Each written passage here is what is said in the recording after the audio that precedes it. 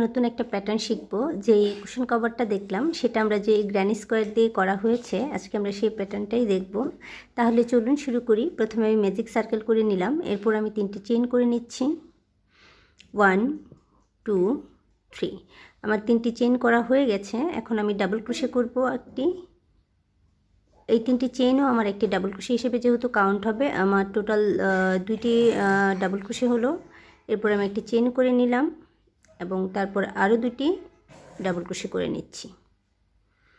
একইভাবে আমি ম্যাজিক সার্কেলের ভেতর দিয়ে 2টি করে ডাবল ক্রোশে এবং একটি করে চেন, 2টি করে ডাবল ক্রোশে এবং একটি করে চেন, এভাবে আমি আমার সম্পূর্ণ রাউন্ডটা শেষ করে নেব।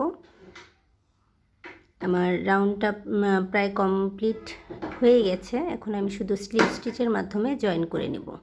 আমি শুরুতে যে 3টি চেন দিয়েছিলাম সেখানকার 3rd নাম্বার চেনের সাথে আমি স্লিপ স্টিচের মাধ্যমে জয়েন করে নিলাম। জয়েন